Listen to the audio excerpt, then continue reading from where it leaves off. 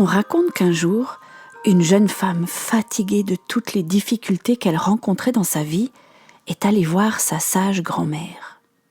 Elle lui a dit que sa vie était tellement rude, compliquée, que parfois elle ne savait même pas comment il fallait faire pour continuer à vivre. Elle avait envie d'abandonner, de baisser les bras. Elle en avait marre de se battre tout le temps. La grand-mère lui a fait signe de s'asseoir à la table de la cuisine.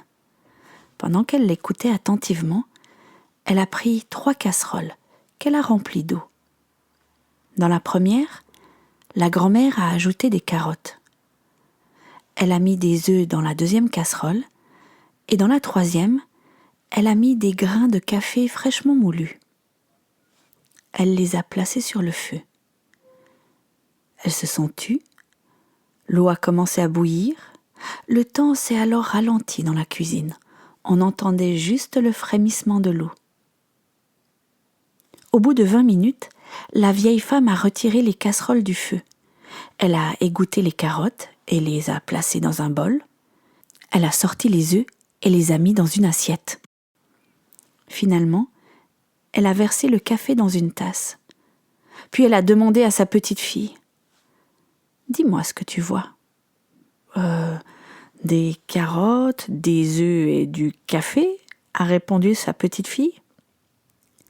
Et dis-moi, elles sont comment les carottes? Molles? Et comment sont les œufs? Durs, je suppose.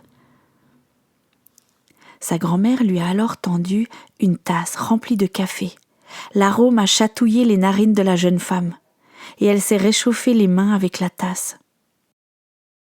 Après avoir bu une gorgée de café, la petite fille s'est quand même interrogée et a demandé à sa grand-mère « Mais je ne comprends pas ce que tu veux me dire. »« Ah !»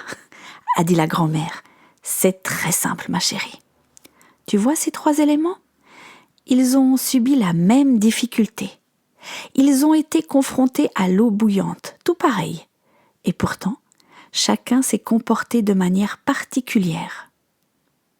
Les carottes, fermes et fortes au départ, elles se sont retrouvées molles et faibles. L'œuf, fragile, délicat et fluide, est devenu dur. Et enfin, les grains de café moulus ensemble. Ils ont réagi très différemment. Après avoir été soumis à l'eau bouillante, c'est eux qui ont transformé l'eau. Ils ont donné à l'adversité tout leur arôme et leur saveur. Ils sont devenus meilleurs.